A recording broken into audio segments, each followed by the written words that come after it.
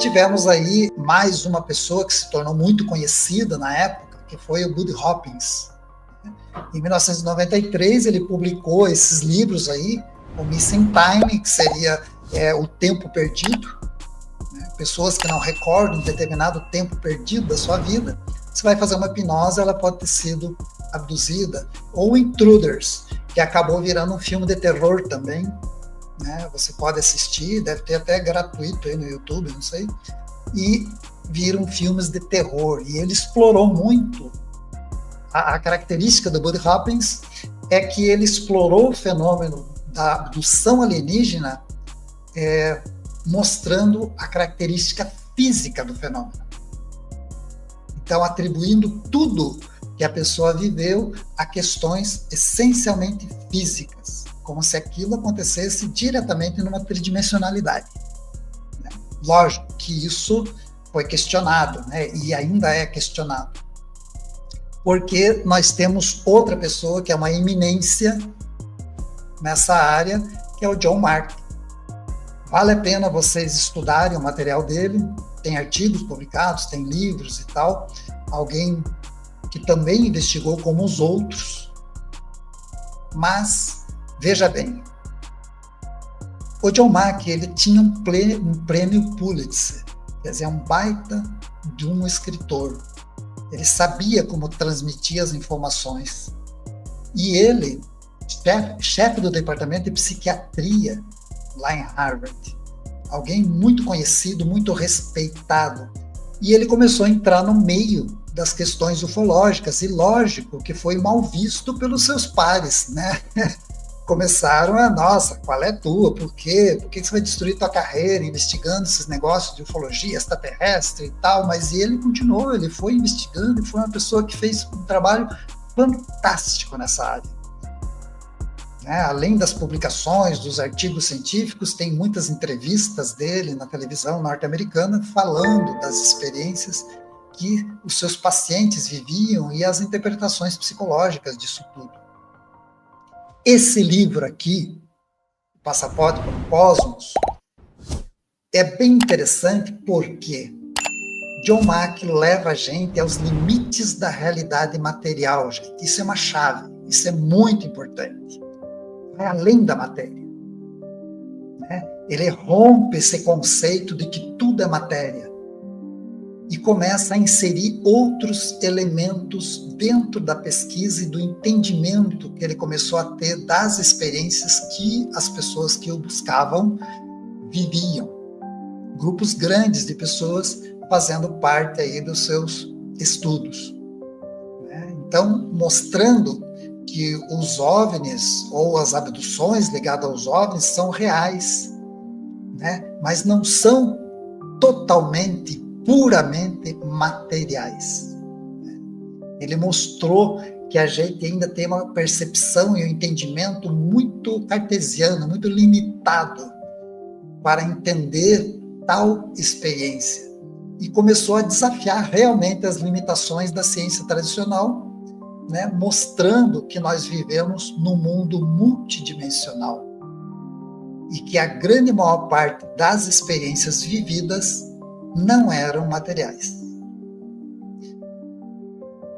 John Mack, seu interesse nos aspectos espirituais ou transformacionais dos encontros das pessoas com alienígenas e sua sugestão de que a experiência do contato em si pode ser mais transcendente do que física, por natureza. Mas é real, lógico, e isso diferencia dos trabalhos do Bud Hopkins. Se você estudar o trabalho dos dois, você vai ver essa diferença profunda. Os trabalhos de Bud Hopkins defendiam a realidade física dos extraterrestres, do contato e da abdução. E o John Mack já mostrava um outro aspecto. Inclusive, ele dizia que nas investigações de abdução que ele teve, a grande maioria eram fenômenos extrafísicos.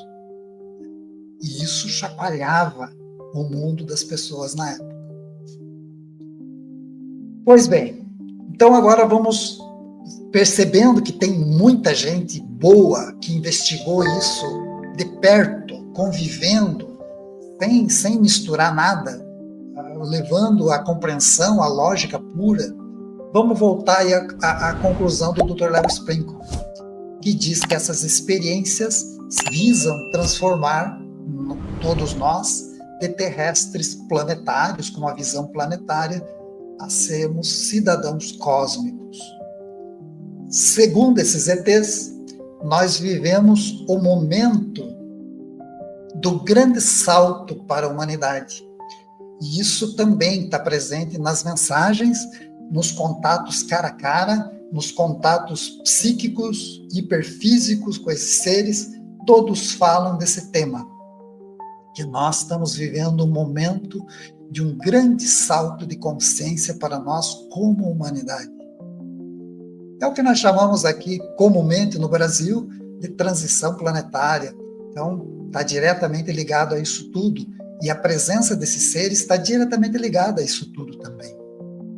E eles agem através do que nós chamamos de plano A, que na verdade nós começamos a falar isso porque eles nos falaram, né? Desde os anos 40 para cá, eles buscam atuar com aparições. É o plano A em ação. Aparições esporádicas, contatos esporádicos, chamando a atenção de algumas pessoas, chamando a atenção de outras pessoas, alguns documentando, outras não, de uma maneira mais sutil. E dessa forma, algumas pessoas vão despertando para a transcendência, né, para o lado cósmico do ser humano, e outras não. Mas assim foi paulatinamente esse tempo todo.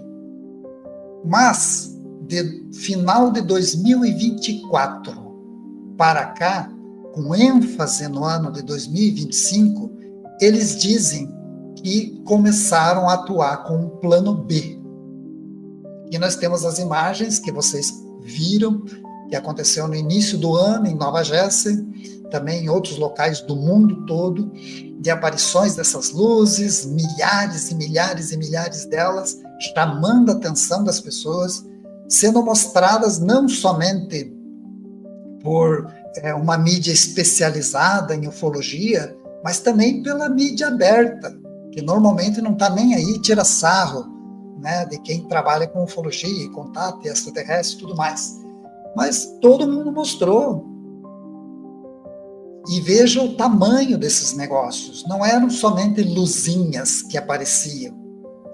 Eram verdadeiros monumentos, coisas gigantescas voando pelo céu, fazendo manobras, as pessoas filmando aquilo, mostrando, e para todos os cantos você encontrava.